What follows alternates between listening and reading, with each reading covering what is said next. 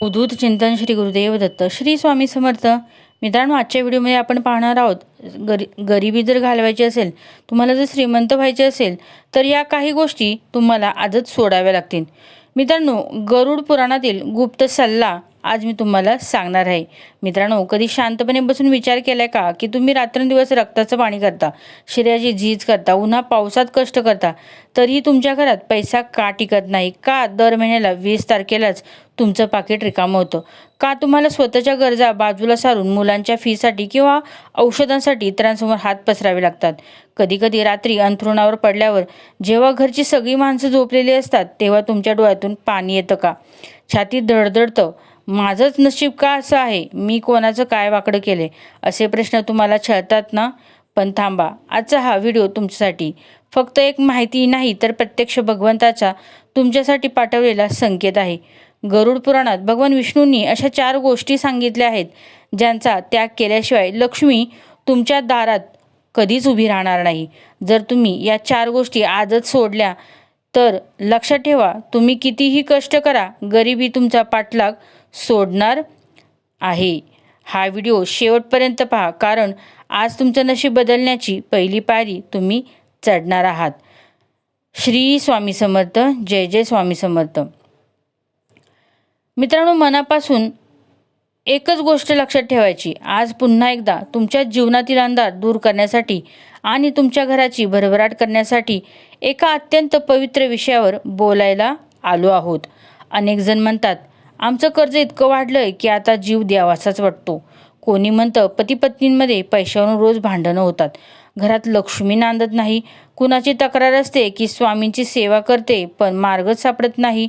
या सगळ्या भक्तांना मला एकच सांगायचंय, देव तुम्हाला कधीच विसरत नाही, पण आपण नकळत अशा काही गोष्टी, अशा चुका करत असतो ज्यामुळं देवाचा आशीर्वाद आपल्यापर्यंत पोहोचू शकत नाही. गरुड पुराण हे केवळ मृत्यूनंतरच्या प्रवासाचं शास्त्र नाही, तर ते जीवन कसं जगावं याचं महान मार्गदर्शक आहे.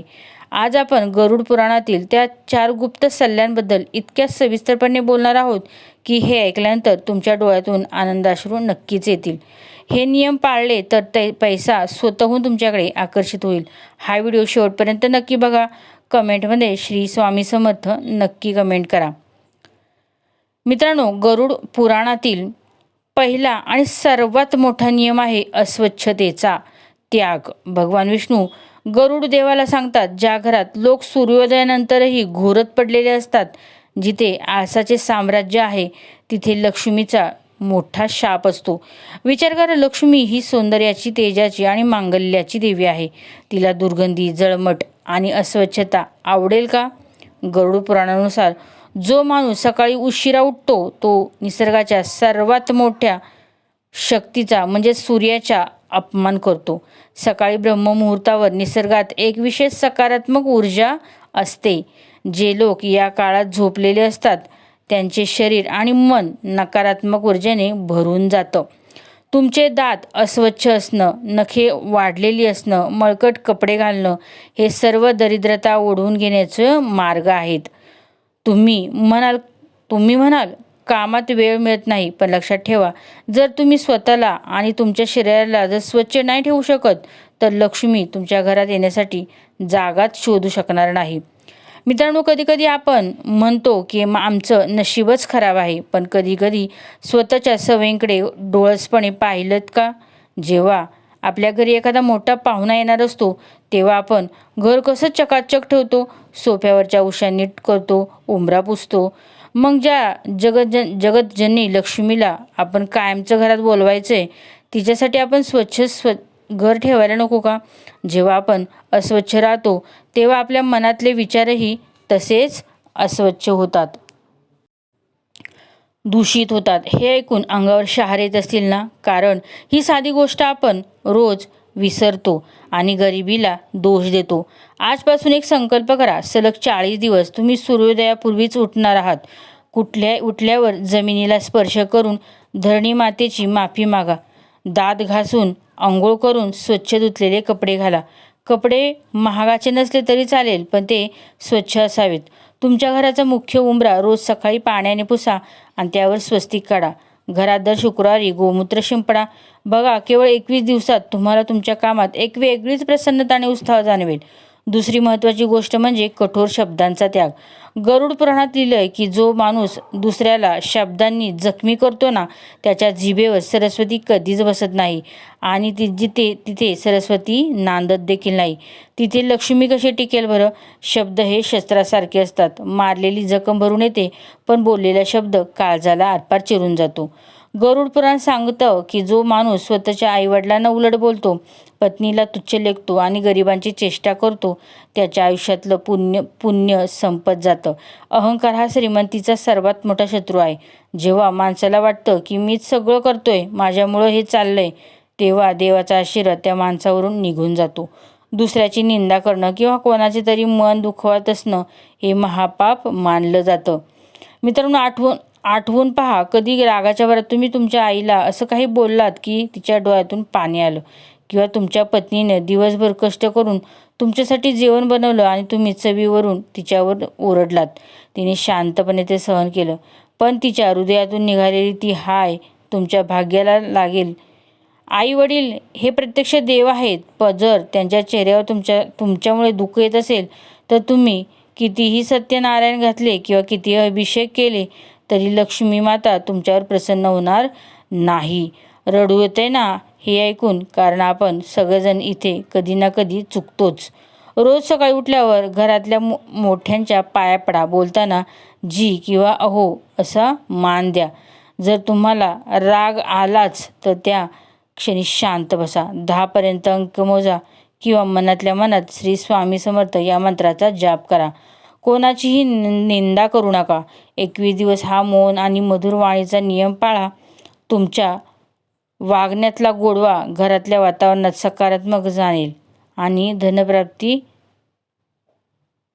धनप्राप्तीचा मार्ग सुकर होईल. तिसरी गोष्ट जी गरुड पुराणात अत्यंत कठोरपणे सांगितली आहे ती म्हणजे चुकीच्या मार्गाने कमवलेला पैसा. भगवंत म्हणतात, अधर्माच्या पैशाने तुम्ही महाल उभे करू शकता, पण त्या महालात तुम्हाला कधीच सुखाची झोप लागणार नाही.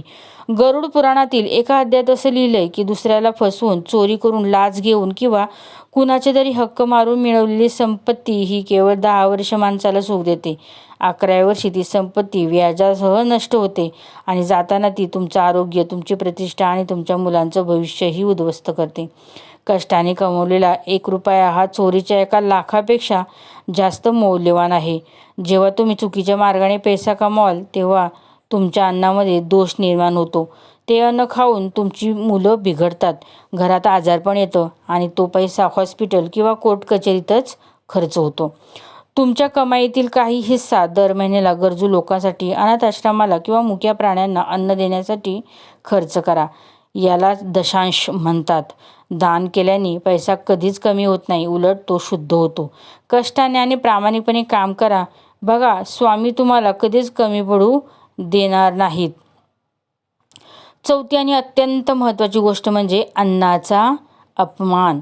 गरुड पुराणानुसार ताटात अन्न उष्टे सोडणं किंवा अन्नाला नावं ठेवणं हे साक्षात अन्नपूर्णा मातेचा अपमान करण्यासारखं आहे. ज्या घरात अन्नाची नासाडी होते तिथे लक्ष्मी कधीच स्थिर राहत नाही. आजकालची फॅशन झाली आहे की ताटात अर्धं जेवण सोडून द्यायचं, पण गरुड पुराण सांगतं की ताटातलं एक एक शीत हे एका जीवनासारखं असतं. जे लोक जेवताना अन्नाला नावं ठेवतात, हे काय बनवलंय, याला चवच नाही, हे जळतंय, ते लोक नकळत आपल्या भाग्याला लाथ मारत असतात. अन्न हे साक्षात ब्रह्म आहे. जगात लाखो लोक रात्री उपाशी झोपत आहेत, हे कधीच विसरू नका. जेवणापूर्वी हात जोडून अन्नपूर्णा मातेचं आणि ईश्वराचे आभार माना. ताटात जेवढं हवं तेवढंच अन्न घ्या. जर चुकून अन्न उरलंच तर ते फेकून देऊ नका. कुत्र्याला, गाईला किंवा पक्ष्यांना द्या. रोज जेवताना पहिली पोळी घोग्रास म्हणून गायीसाठी काढा. हा एक छोटासा उपाय तुमच्या जीवनातील दरिद्रता मुळापासून उपटून टाकेल. गरुड पुराणानुसार संध्याकाळी सूर्यास्ताच्या वेळी जो माणूस झोपतो तो स्वतः गरिबीला आमंत्रण देतो. यावेळी लक्ष्मी पृथ्वीवर भ्रमण करत असते. संध्याकाळी घरात देवापाशी दिवा लावा, खिडक्या उघडा, शुभम करोती म्हणा, तुमच्या मुलांना म्हणायला सांगा. अनेक लोक फाटलेली पाकिटं वापरतात किंवा घरात तुटलेलं काच, जुने बंद पडलेले घडा ठेवतात. यातून नकारात्मक ऊर्जा ही निर्माण होते. घरातील टाकाऊ आणि तुटलेल्या वस्तू आजच घराबाहेर काढा. संकट आलं की आपण देवाला दोष देतो. हा अविश्वास तुमची प्रगती रोखतो. संकटातही हा माझ्या देवाचा संकेत आहे असं मानून श्रद्धा ठेवा. रोज 108 वेळा श्री स्वामी समर्थ जप करा. केवळ देखावा करण्यासाठी किंवा चैनीसाठी कर्ज घेणं हे नकारात्मकतेचं प्रतीक आहे. जेवढी चादर आहे तेवढेच पाय पसरा. कर्जातून मुक्तीसाठी दर मंगळवारी ऋणमोचन मंगल स्तोत्र म्हणा. पाणी हे जीवन आहे आणि गरुड पुराणानुसार पाण्याचा अपव्यय करणे म्हणजे चंद्राचा आणि लक्ष्मीचा अपमान करणं होय. नळ गळत असतील तर ते दुरुस्त करा. पाणी जपून वापरा. घरी आलेल्या पाहुण्याला किंवा गरजूला रिकाम्या हातून कधीच पाठवू नका.